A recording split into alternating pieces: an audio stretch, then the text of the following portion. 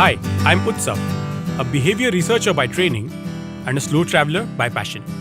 Postcards from Nowhere is a travel podcast where I condense a decade of travel experiences and explore not just the where, but also the why and how to travel. My stories emerge from slow traveling the less explored parts of the world: Bosnia and Herzegovina, Armenia, Uzbekistan, and even China. At the end of each story, I give practical tips and new ideas about how to travel better.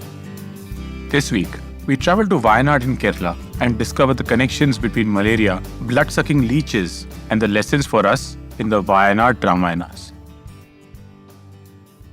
The Wayanad district of Kerala, home to the Western Ghats, houses Banasura Hill. It's one of the tallest mountains and is named after Banasura, the legendary king with 1,000 arms. He was the son of the great demon king Mahabali.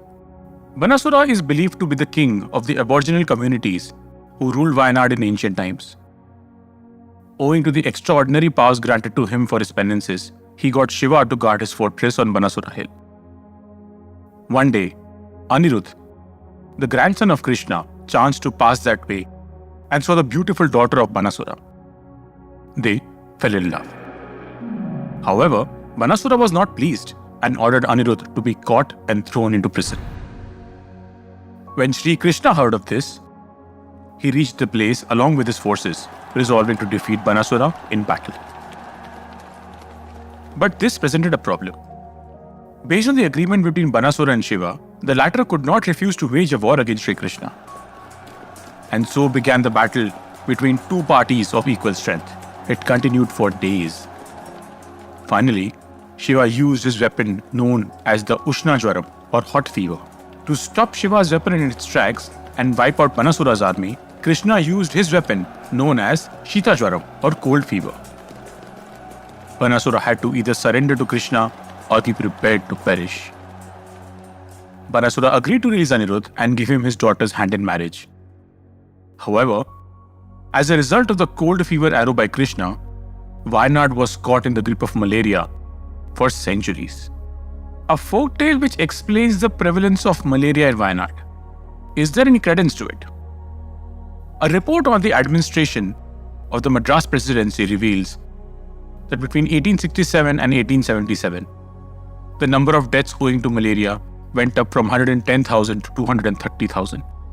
Malaria was endemic in Wayanad, with spleen rates in the region of 25 to 30%. But how did malaria become endemic in Wayanad? Is there truth in the story of Banasura and Krishna?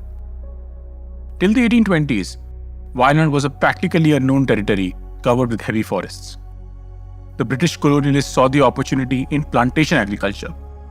The hilly terrain and good rainfall made it ideal for coffee plantations. The first coffee plantation was done in 1820 at Manathavadi by Messrs. Parry and Company. But it failed. Mr. Pug from Ceylon, or former Sri Lanka, subsequently started the Pew Estate, which became the first successful coffee plantation.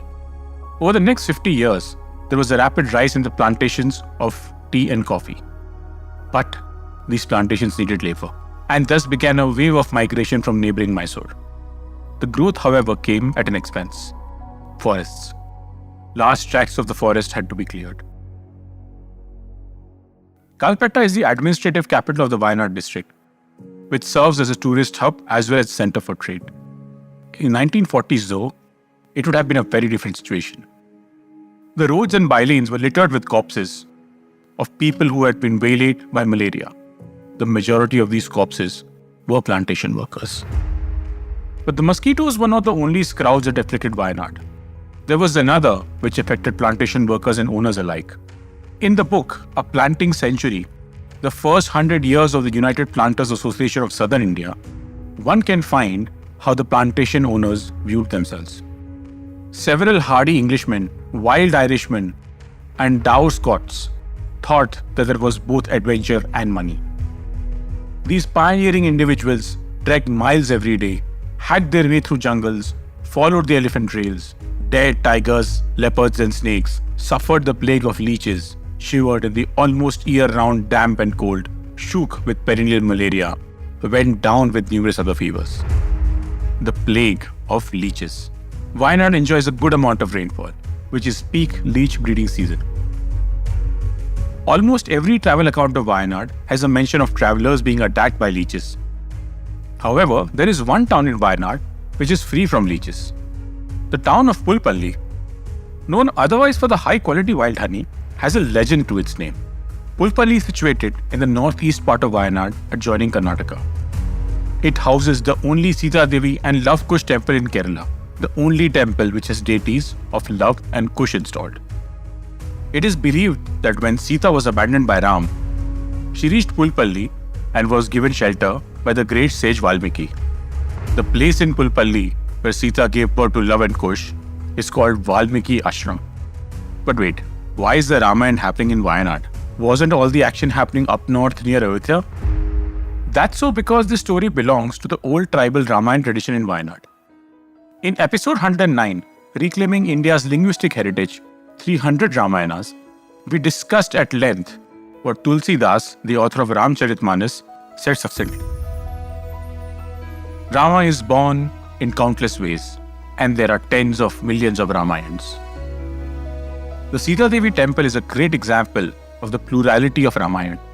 The temple pond is one of the largest in Wayanad. The etymological meaning of Sita denotes soil or earth. According to the legend, Love and Kush stopped and caught the horse sent by Ram as part of Ashwamedh. When Ram came to free the horse, he saw Sita and immediately she disappeared into her mother, the earth.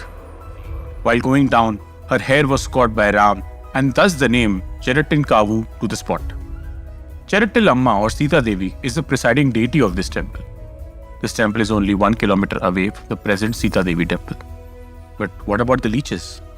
Once, Sita noted that leeches had bitten Love and Kush.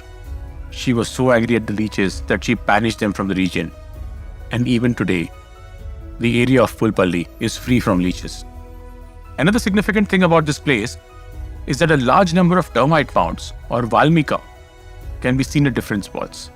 This is associated with sage Valmiki, who authored the Ramayan and is known as the son of the termite mound. The folktale of the curse of malaria does not seem to hold ground, for the endemic nature of malaria in Wayanad can be traced to the arrival of coffee and tea plantations. However, the folktales from Wayanad Ramayanas and the absence of leeches from Pulpally do seem to hold ground even today. So how much weight should we give to folktales and myths?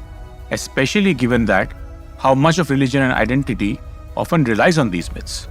We must remember that folktales are mostly oral traditions which have been passed down across generations, but are often modified to suit the moral and social codes of the time. Their ever-changing nature and their divergences are proof that just like the Ramayan, there are no absolute truths.